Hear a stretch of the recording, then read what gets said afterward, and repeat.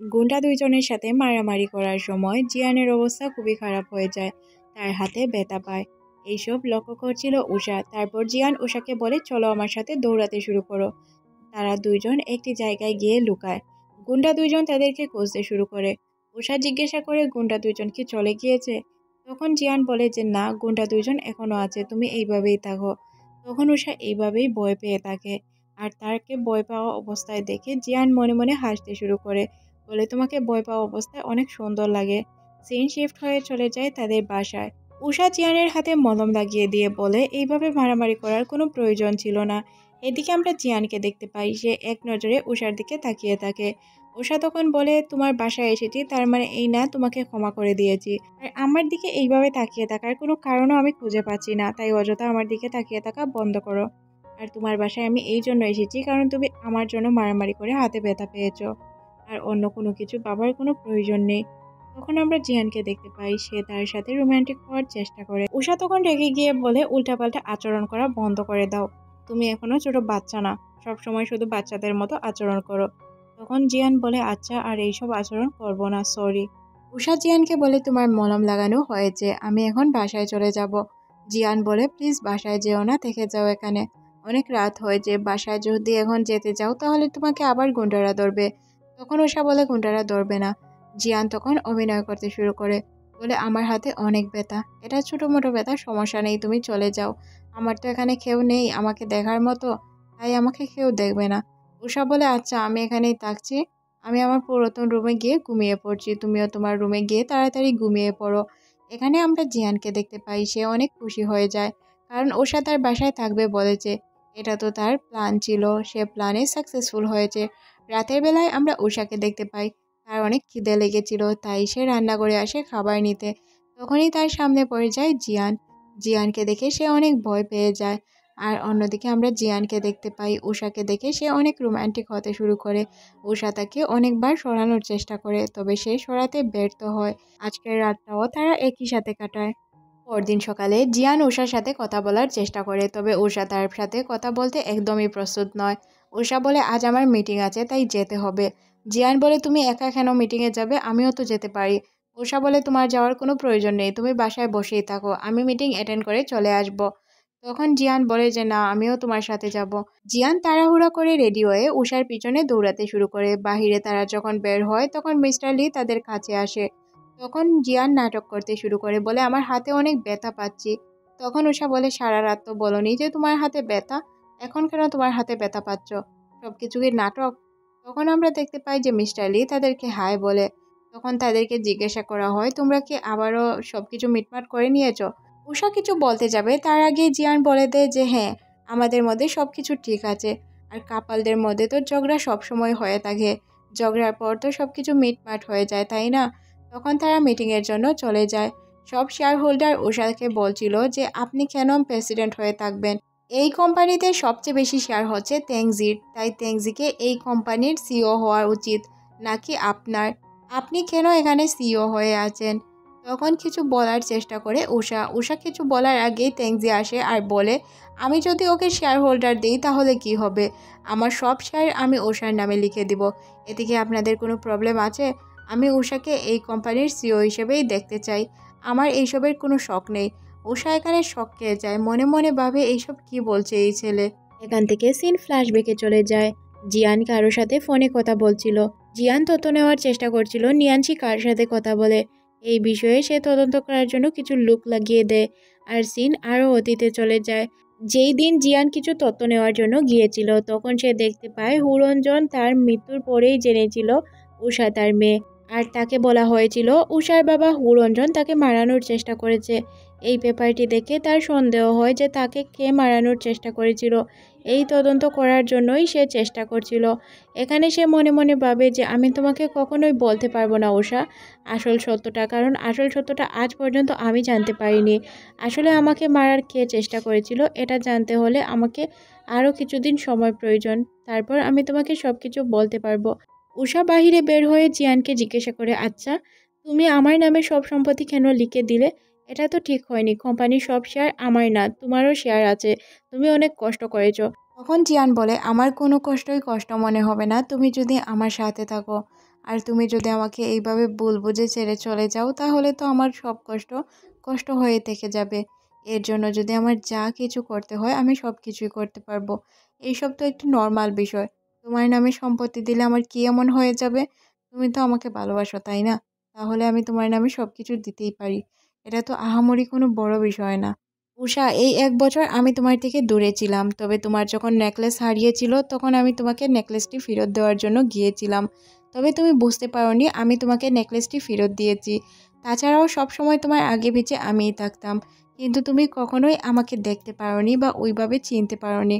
কারণ তুমি সব সময় তোমার নেশায় মগ্ন থাকতে, তুমি ড্রিঙ্ক করতে, উল্টাপাল্টা আচরণ করতে, তাই তুমি কখনোই আমাকে দেখতে পারোনি। উষা তখন বলে যে তুমি আমার এতটা কাছে ছিলে, কিন্তু কখনোই আমি ফিল করতে পারিনি তোমাকে। তখন সে বলে তুমি তো আমাকে ফিল করতে পেরেছো, সবসময় বলেছো আমাকে থ্যাঙ্কসই, কিন্তু আমি তোমাকে বুঝতে পারিনি। এটা আমার ভুল। এখানে তাদের মধ্যে সব কিছু নর্মাল হয়ে যায়। তারপর রুমে এসে জিয়ান আর উষা গল্প করে। অন্যদিকে আমাদের মিস্টার লিকে দেখানো হয়। মিস্টার লি নিয়াংশিকে থাপ্পড় মারে আর বলে তোমার সাহস তো কম নয়, তুমি উষাকে মারানোর চেষ্টা করিয়েছো। তখন সে বলে হ্যাঁ, আমি উষাকে মারানোর চেষ্টা করিয়েছি, এতে আমি কোনো ভুল করিনি, যা করেছি ভালো করেছি। তখন সে বলে তুমি মনে রাখবে যে তুমি আজ পর্যন্ত যা করেছো সব কিছু ভুল করেছো। মনে নেই তোমার ট্যাংজিকে মারানোর জন্য কি মাস্টার প্ল্যান করেছিলে? তার কার অ্যাক্সিডেন্টের জন্য শুধু আমি একা দায়ী নয়, তুমিও দায়ী ছিলে। তুমি ওই সময় তার কাছে থেকে এটা বিশ্বাস করিয়েছ সব কিছু করেছে হুরঞ্জন। তাছাড়া 1 বছর তুমি তার কাছে থেকে তাকে ধোঁকা দিয়েছ, তাকে বোঝানোর চেষ্টা করেছ যে হুরঞ্জন তার ক্ষতি চায়। তখন সে বলে আমি এসব করব, তাতে তোমার প্রবলেম কি? এখানে মিস্টার লি তাকে গলা চেপে ধরে বলে বিয়ের পরও তুমি একদম সব সময় পোস্ট করে আসছো যে তুমি থ্যাংকসকে পছন্দ করো, যেখানে তোমার হাজব্যান্ড থাকার সত্ত্বেও তুমি এইসব উল্টাপাল্টা পোস্ট করেছো। তাছাড়া তুমি যদি ট্যাংজিকে পাও তাহলে তুমি ট্যাংজিকে নিয়েই থাকো। তুমি কেন উষা আর আমার মধ্যে আসার চেষ্টা করছো? তুমি যদি উষা আর আমার মধ্যে আসার চেষ্টা করো তাহলে তোমাকে আমি শেষ করে দিব। তোমার বিরুদ্ধে আমার কাছে অনেক প্রমাণ আছে, তা তুমি খুব ভালো করেই জানো। তাই সাবধানতার সাথে সব কাজ করো। নিয়াংশি তখন বলে একটি কথা মনে রাখবে, সব কাজ আমি একা করিনি, তুমিও আমার সাথে ছিলে। তুমি যদি আমাকে ফাঁসানোর চেষ্টা করো তাহলে আমিও তোমাকে ফাঁসিয়ে দিব। তখন তার কথায় পাত্তা না দিয়ে মিস্টার লি এখান থেকে চলে যায়। আর তখনই আমরা নিয়াংশিকে দেখতে পাই। নিয়াংশির আগে উষাকে গালাগালি করতে শুরু করে। তারপর সে কারো কাছে ফোন লাগায়, বলে ওয়ানমাও গ্রুপের শেয়ার কিনে নেওয়ার জন্য। ওয়ানমাও গ্রুপকে সে শেষ করে দিতে চায়। সে কোন গ্রুপের সাথে কথা বলছিল এটা আমরা বুঝতে পারি না। অন্যদিকে আমরা জিয়ানকে দেখতে পাই। তার ফোনে কিছু ভয়েস মেসেজ আসে। ভয়েসগুলো শোনার পর সে বুঝতে পারে কোনো খারাপ নিউজ আছে, তাই সে এখান থেকে উঠে চলে যায়। জিয়ানকে আমরা একটি পরিত্যক্ত জায়গায় দেখতে পাই। সে পরিত্যক্ত জায়গায় আসার পর নিয়াংশিকে একটি জায়গায় বসে থাকা অবস্থায় দেখতে পায়। তখন সে বলে আপু, কি হয়েছে তোর? তখন সে দেখতে পায় নিয়াংশির হার্টবিট একদমই কম ছিল। নিয়াংশি তো কথাই বলছিল না। যখন সে তার গায়ে হাত দেয় তার হাতে অনেকগুলো ব্লাড লাগে। এখানে আমরা বুঝতে পারি নিয়াংশিকে কেউ ইচ্ছে করে মারার চেষ্টা করেছে, আর তাকে ইচ্ছে করে মেরে দিয়ে রেখে গিয়েছে জিয়ানের জন্য। নিয়ানসি চোখ খুলে আর সিন চলে যায় ফ্ল্যাশব্যাকে। নিয়ানসি অ্যাব্রড পড়ালেখার জন্য যেতে চায়। তখন তার মা বলে বাবা, আমাদের কাছে এত টাকা নেই। নিয়াংশি তার মাকে বলে তেংসি যদি পড়ালেখার জন্য বিদেশে যেতে পারে তাহলে আমি কেন যেতে পারবো না? তার মা বলে ওদের টাকা আছে, আমাদের টাকা নেই। নিয়াংশি কোনো কিছুই না বুঝে অ্যাব্রড যাওয়ার জন্য প্রস্তুত হয়ে যায়, আর সে চলেও যায়। এখান থেকে সিন আবারও বর্তমানে চলে আসে। জিয়ান নিয়াংশিকে নিয়ে হসপিটালের দিকে রওনা হয়। এদিকে আমরা উষাকে দেখতে পাই। উষার রাতের বেলায় ঘুম ভেঙে যায়, তাই সে আশেপাশে জিয়ানকে খুঁজতে শুরু করে। আশেপাশে যখন জিয়ানকে খুঁজে না পায় তখন সে তাকে কল করে। তখন জিয়ান বলে আমার লন্ডনের কোম্পানিটি একদমই অবস্থা খারাপ, তাই আমাকে আর্জেন্ট লন্ডন যেতে হচ্ছে। আমি কিছুদিন পর ফিরে আসব, তুমি এই বিষয় নিয়ে চিন্তা করো না। তখন উষা মনে মনে ভাবে জিয়ান আমার কাছ থেকে আর কত লুকাবে? সে তো আগে এমন ছিল না, আমার কাছ থেকে কোনো কিছুই লুকাতো না। এখন তো দেখা যাচ্ছে সব কিছুই লুকিয়ে বেড়াচ্ছে। ওর লন্ডনে একটি কোম্পানি আছে তা আমি জানিই না। এদিকে জিয়ান যত তাড়াতাড়ি সম্ভব নিয়াংশিকে নিয়ে হসপিটালে পৌঁছায়। পরদিন সকালে মিস্টার লি চলে আসে উষার কাছে। নিয়াংশি মারা গিয়েছে, তার লাশ পাওয়া গিয়েছে, তাকে হসপিটালে অ্যাডমিট করা হয়েছে। তাছাড়াও তাকে মারার জন্য খুঁজে বেড়ানো হচ্ছে ট্যাংজিকে। একথা শোনার পর উষা একদম অবাক হয়ে যায়। সে কি করবে কিছুই বুঝতে পারে না। তখন সে পাগলের মতো কল করতে শুরু করে জিয়ানকে। আর তখন তার মনে পড়ে সে বলেছিল সে নাকি লন্ডনে যাবে। তখন সে এয়ারপোর্টেও যোগাযোগ করে ওই জায়গা থেকে জানতে পায় সে নাকি লন্ডনে যায়নি। একথা শোনার পর তার আবারও মাথা ঘুরতে শুরু করে। মনে মনে ভাবে তার থেকে কি লুকিয়ে বেড়াচ্ছে জিয়ান। উষা ঘাটাঘাটি করতে শুরু করে। সে চিন্তায় পড়ে যায় জিয়ানকে নিয়ে। এখন সে কিভাবে জিয়ানকে খুঁজে বের করবে? জিয়ান কোথায় আছে সে কিছুই জানে না। সব কিছুতেই লি অনেক খুশি হচ্ছিল, কারণ লি তো এটাই চাচ্ছিল জিয়ান যাতে ফেঁসে যায়। পুরো নিউজ কভার করছিল জিয়ানের এই নিউজটি। আর তাদের কোম্পানিরও অনেক ক্ষতি হচ্ছিল।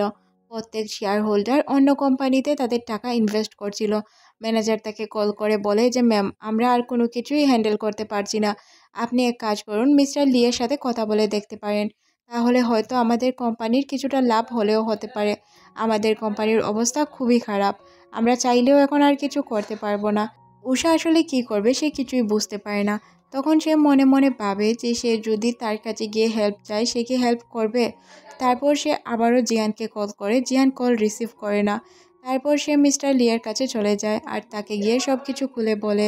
উষা মিস্টার লিকে বলে, আমি খুব ভালো করে জানি আমি আপনার কাছ থেকে অনেক বড় হেল্প চাইছি, তবে আমার আর কিছু করার ছিল না। আপনি যদি আমাকে হেল্প করতেন তাহলে অনেক ভালো হতো। আর আপনার সাথে তো আমাদের অনেক ভালো সম্পর্ক। আপনি তো খুব ভালো করেই জানেন আমার অবস্থান। তখন মিস্টার লি বলে, আমি জানি, সব কিছুই আমি খুব ভালো করে বুঝতে পারছি, তবে আমি তোমাকে এইভাবে হেল্প করলে হবে না। তোমাকে আমি হেল্প করতে পারি। এক কাজ করো, তুমি যদি আমাকে বিয়ে করো তাহলে সব কিছুর সমাধান করে দিতে পারবো। তুমি একটু চিন্তা করে আমাকে জানিয়ে দিও। উষা মনে মনে ভাবে যে এটা তো আমার সুবিধা নেওয়ার কথা ভাবছে। আসলে এটা করা ঠিক হবে না। সে জিয়ানকে কোনোভাবেই ধোঁকা দিতে রাজি না, তবে সে কি করবে কিছুই বুঝতে পারছিল না।